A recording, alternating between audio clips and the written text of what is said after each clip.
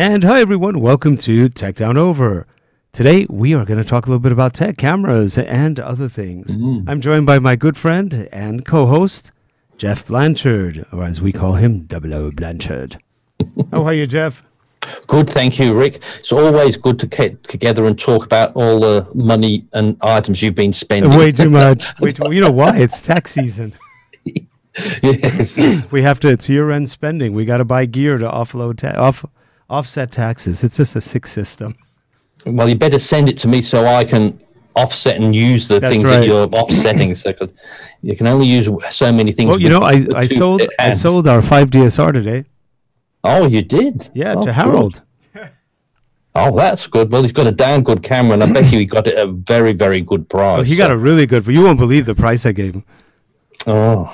But you know what? Hey, he does good work, and he's a good guy, and he actually has a need for it.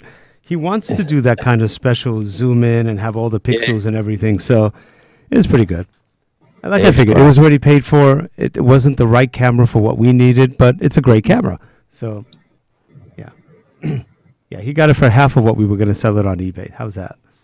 Well, that's good. But and I'm also, happy. there's none of the risk involved either. That's true. Oh, you know, we got frauded 3 times in that camera in the last week. Fraud is really big on eBay right now during the Christmas season, so it's one of those things you have to kind of watch out. Hey, let's play our intro. Yeah.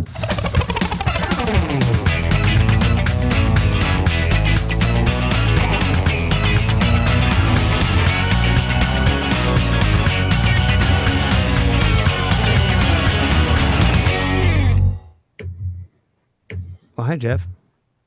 That's the FZ2500, isn't it? And you would be correct. It is a nice camera.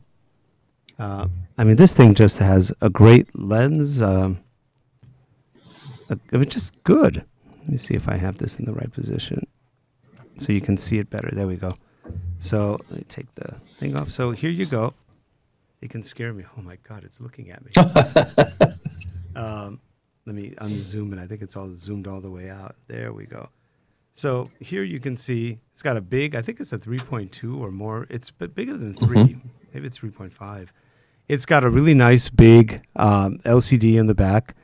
It's actually got a very large viewfinder, and it doesn't. And your nose doesn't hit when you use it. No, because it's quite good. I was just looking where it's a 3-inch LCD. It's got. It's only 3. It feels bigger. Interesting. The zoom is incredible. I think it's 480, 470 or 480, 24 to 480, I think. And it's quiet. The zoom doesn't make the. It's a lot quieter. You can hear it, but not that much.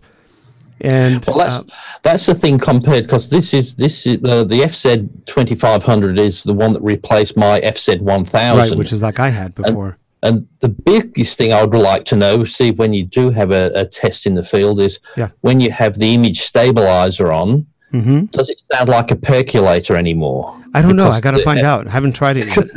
Because the FZ25, the FZ1000, great, but the image stabilizer, when you're in quiet areas, it sounds like a percolator going in the back. Now, supposedly, no, it's very quiet. They made some changes from the mistakes they made in the first one. I really liked my first one, but I didn't like the fact it didn't have a headphone input. No, so now in this one does now. You have headphone and you have microphone inputs. So they got that right. You have a full HDMI. Yes, that's great. That's great. It's taken off for the GH5. Only one card. They don't want to compete with the GH5, but it's only got one card. But you know, for what this is good for, and it's heavier. It's a little bit heavier in the hand. It has a nicer, more balanced feel. You would probably like this. I definitely would like that. But the problem I find with that is it's replacing the FZ1000. Yes.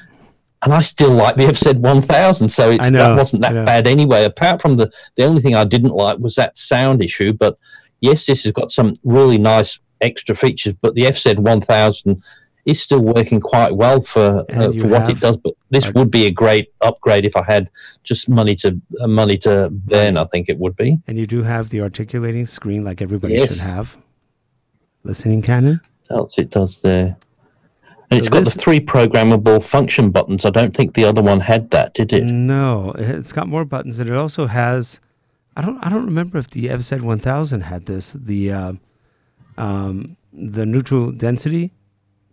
No, it didn't. So this one has 3-stop neutral density. So that's kind of nice. Yeah, so that one's got the... That's one of the things was the neutral density filter. Yep. And then it's just still got the 24 to 30 frames video, though, hasn't it? Yes, it's got 30 at 60p. And if you see there on my screen, that's what we're paying for it. It's $14.88 if you look for it here. So I don't know. You know what I paid for this one? Oh, about $900, I would expect. $9.99. It was on sale. It was a $200 instant rebate from Panasonic. So how much was that then? Ended up being in US. It's how much? $9.99 instead of $12.99, or instead of $19.99.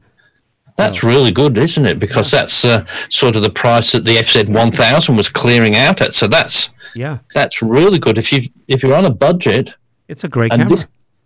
And the stills on that are fantastic. If it's anything like the FZ1000, they are. They added a little bit more dynamic range, a little bit more. It's It's 20 megapixels versus I think 16. So yes, that's right. No, the other one was 20. It was the FZ1000 was still 20, I think. I thought it was less. No, it was still. Maybe I'm thinking of a different one. And then this one. Oh, this is a beast. I love this one. It's nice. I haven't really shot anything with it yet, other than just played inside a little bit. But it's got a big, I think, 3.5 inch monitor. Let me see. Let me turn it on. It weighs probably about 4 or 5 pounds. I'd say about 5. Let me get the hood off. Let me open the hood thing. There we go. So, I don't see anything right now. What am I doing? It's got the lens cap still shut. Oh, I shut it. Sorry. There we go.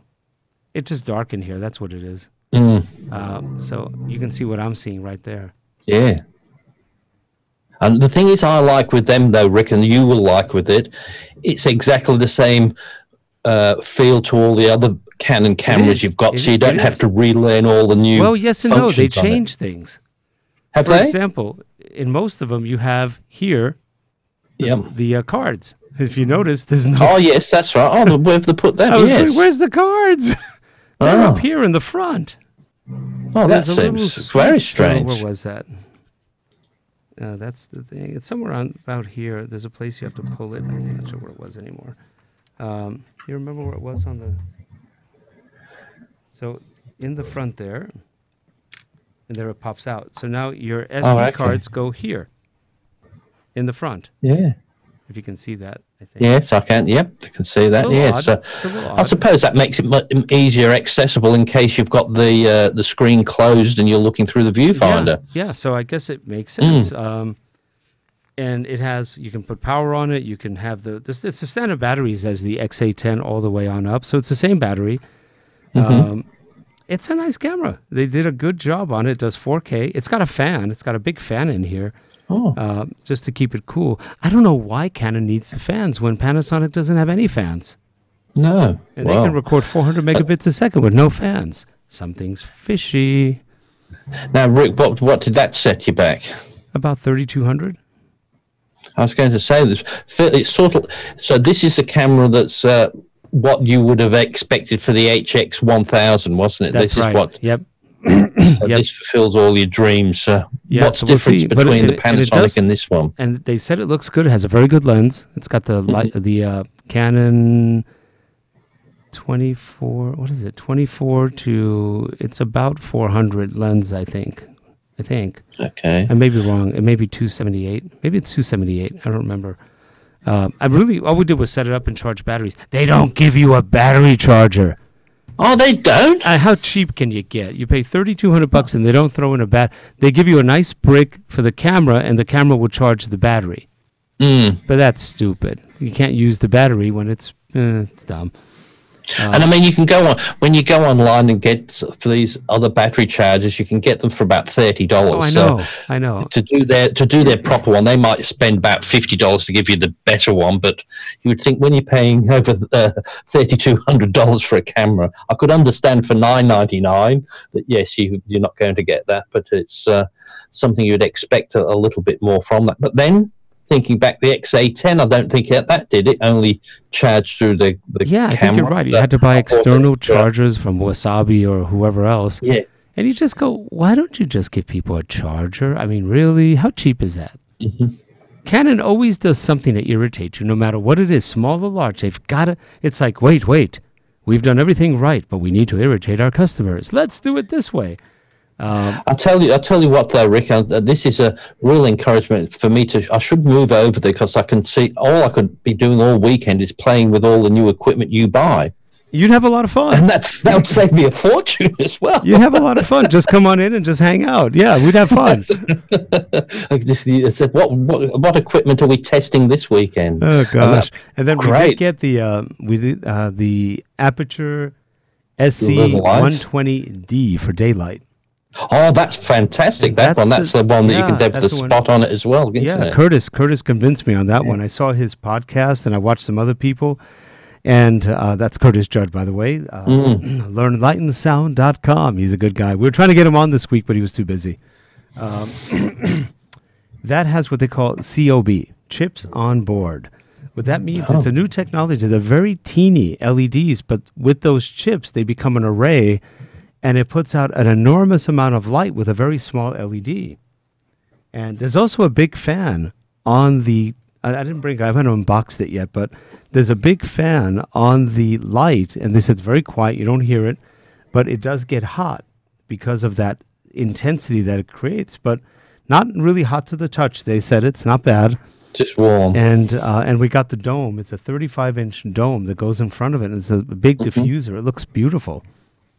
And that's the thing is with that one, it's so versatile that it's the only light you could have if you were on a budget and that. But I know. It does, and then we got two for lots of things, because a lot of these lights just do too much light. I know. Or you can't direct it in there, whereas that one you can adjust it quite a lot, really, to get just the lighting you want. Right. And then we got two of the Aputure Lightstorm, the big panels that Andy Axe had.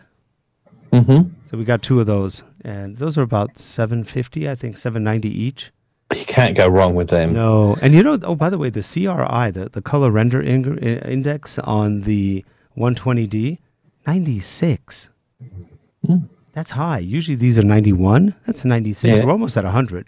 At which one is perfect. You've got perfect color. There's no difference between what you think you're getting and what you actually get. 96 is really about pure. Now, Rick, tell me, you might know this. I always wonder, with the older lights, like the tungsten ones that used to generate that much heat, you'd definitely have to have the air conditioning on, and if you touched it, you would explode. Oh, you could, yeah. What's the point of still using them? Because they still sell them a lot. Is there something that the LEDs won't do, but the tungstens I think it's will? Done for troglodytes who refuse to adjust. Is that all? Is it? Because that's why I just can't see how they still exist. In the beginning, the LEDs weren't that good. They were very yellow. They didn't have a good light. But those halogen lights, first of all, like you said, if you touch them, you get oil on them and turn them on, they explode. Yeah. They also generate a ton of heat. If you have a 3,000-watt halogen light, you are melting the talent. You're melting everything around it. They were fun. I mean, I've used those. We had those. And they weren't comfortable. They weren't fun. And frankly, you had problems with them. But a lot of people are stuck saying it's better light. I don't think so. It's a very white light. So that's good. It doesn't have a lot of blue or there's no yellow in it. But it's also a very hot light. And nobody liked working under the hot lights.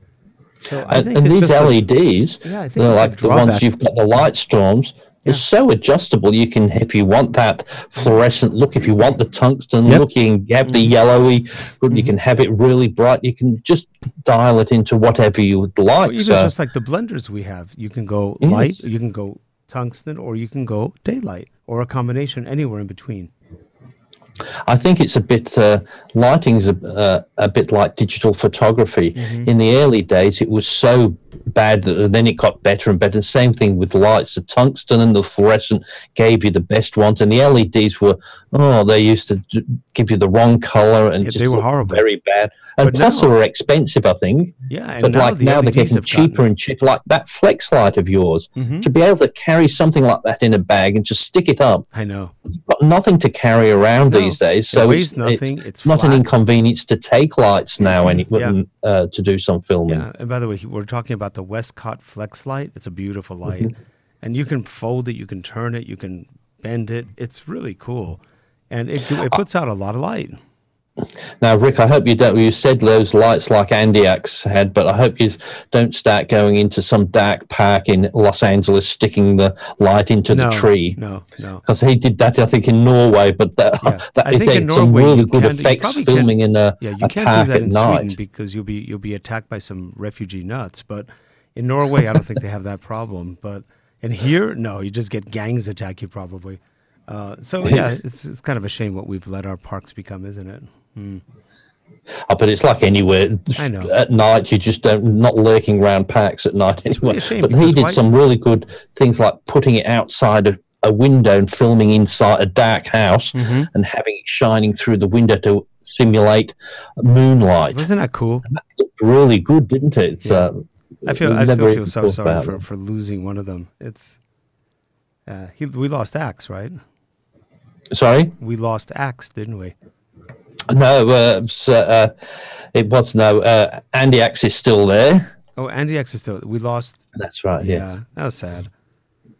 It was, but it's a sort of thing. And he was such a good filmmaker and just so natural at it. They were good friends, and even with a friend, he still couldn't stop. He took his life. It's Eskil Fords. That's the gentleman's name. But sad. The thing was, he could do when you see these people doing you do an impromptu script. When you're filming something and doing a review, and then they'd say, "Oh, that was wrong," and he'd go back and repeat it word for word about a dozen times. Whereas it wasn't a script; it was just something he made up. And usually, when you make it up, you do different things each time. But one of my favourite ones of the two of them did was in the early days was the new iPhone, or the said, and there was using a 27-inch iMac. Oh, right. I remember that. that was so good. Well, that was before the phone was even, it was only a really little one, and it was so good. But he also used it as a milk pot, so he just turned up and tipped his milk. It was just so well done. All the things. Is Andy Axe continuing to do the podcasts?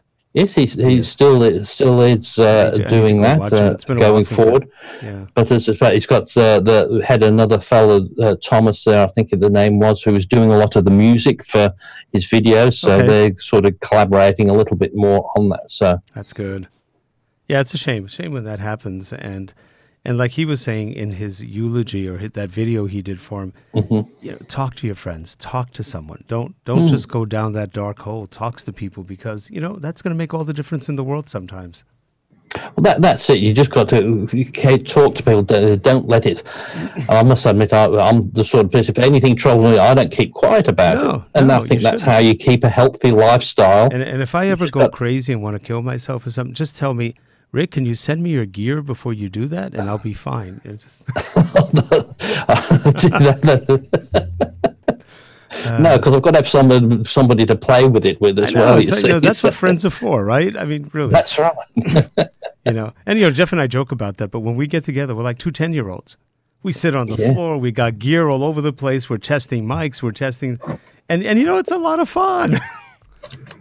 Well, the thing is, what I was thinking, like it was just saying, there's so much technology about, like, you've got a new phone as well, haven't you, Rick? I have the Note 8, yeah. The Note 8, and then there's the iPhone 10, but I'm still on the 6. I can't see any point of upgrading at the moment. Yeah, that's the Note 8. It's nice. I really like it. And it hasn't blown up on me, so I'm pretty happy. But one of the things I hate with all the phones is what the phones tend to do very badly is it's very hard to talk on them using them as a phone. Don't you find? Sometimes, because I notice it's harder to listen to them. Yes. It's almost like the little speakers for the ear have gotten very small, and you have to get just the right angle, and then it works. And I didn't have that problem before.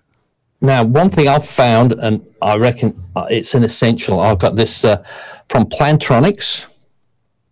Yes. The Voyager Legend. Yep. And it's about, I think your price is probably about $69 and about $99 here. And the great thing with them, that's a Bluetooth headset for it. But the great thing with that, you can listen to your podcasts and that on it. Oh, good. But the thing is with that one, if you're listening to it and you take it off, it reverts back to the phone. So you know how most of these headsets, you can't switch them off to the phone, and then you put it back on, it switches back to the phone. Yeah. And they auto-answer. If you say answer, you don't have to take the phone out of your pocket. That's nice. I like Plantronics, too. They make good products. And this one, it lasts for 7 hours, the thing on, but it's just, I found for such a cheap investment, and it takes about an hour back to charge it up when you just plug it into your USB on your laptop or your desktop. What's the name of that one again? The Plantronics Voyager Legend. Voyager Legend. It's got a cool name. Voyager. Yeah, and it's, as I said, there's the cheaper one. You can get a dearer one which has a charging station in the case, but you don't need that because you're just going to throw it. But for that price, I can't believe anybody shouldn't be without that, because I just found, and you can pair it with 3 or 4 phones. Like I've got mine paired with my iPhone and my work iPhone, and so you can have both of them connected, and you can take calls from both of them. That's pretty cool. And so that's really a fantastic little accessory. And then when you add it, so you can use your phone normally and not worry about when you make a call. You can actually hear people and not worry about it. And I can only imagine the advertising. On your next journey, you need the Voyager Legend. Voyager Legend. Yeah. So that's one of the things I thought really like on that. So that's pretty cool. And the price is, that's 69 Australian, right? Well, no, I've said about yours. It's 99 here, so I'd say roughly thinking probably about 69 your. That's not bad. Your money. Not bad. Hey, what's the dollar right now in Australia? I think it's about one Australian dollar gets me 79 cents. I think so it went does. Up, so it's getting better. Yeah, well, it was $1.05 when I was there the last time, so I've got a long way to go. So I was getting more than the American dollar the last time. But yeah, I remember that.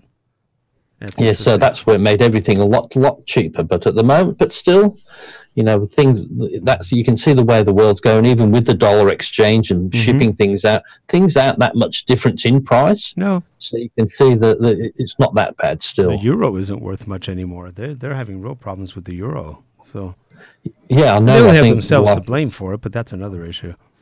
And I think even with the pound and with the English trying to get out of the European Union, I think one Australia gets me, I think about 60 pence, I think, or 69, really high, so 69 pence or something. Yeah. Yeah, they're a mess. Oh well, couldn't happen to nicer people. But anyway, the government just tries to screw everybody over there, and then when they get screwed over, they go, "Wait, what happened?" I don't know. Yeah, so got a little bit of gear. Got to now figure out how to use all of it. Oh, the camera's easy. The FZ1000, the 2500, it's pretty similar to the old one, but they just added more of the stuff that was in the GH5 and the. Actually, the one camera I want to get, maybe in January or February when it comes out, is the G9 from Panasonic. Oh, that should be good if you've got that. That would be good to see what the difference adds on that, because, like you said, that 2500. That the key thing for that was those neutral density filters in there, because that made a big difference. Because I hate having to carry something to put on the front of the lens, because I'll put it on, then I'm in a situation where I have to take the damn thing off. So I like that where you can just click it on and off through the camera. It makes it really good. Then like the Panasonic XC or whatever that one was, the 1000, that had that built into the camera. Yes, that was a really good thing on that one. You know, it's funny. In the camcorder line, everybody copies everybody. They're all almost the same. Sony has a camcorder that looks exactly like the Panasonic one. I keep wondering, is it the same one? It might be. And they just, I don't know who made it, but they're all OEMing it. I don't know. It's interesting. It's a bit like, I always wonder how they work those sort of things. Because like with the motor cars, we had a few things where you'd buy a Ford or you'd buy a Mazda, or Mazda as you guys say. Yeah. But then Mazda made the Ford one. That's right. So what did they take out of there for the Ford so people would buy the Mazda? I know, it's so funny. Well, Ford owned Mazda for a while, but they're independent again. Oh, okay. But it's just interesting deals. I don't know. Well, yeah, but there's a sound, like you said, with the cameras, it's funny. Is there somebody in the background just making? There's this little factory making them, and just say, "Okay, you put your name on it." Yep, and that's it. Well, Geoff, unfortunately, I have to do a short show today because we've got guests. Our daughter and grandkids are over, and they're going to be coming by in a couple of minutes. So I guess come and get me or do something.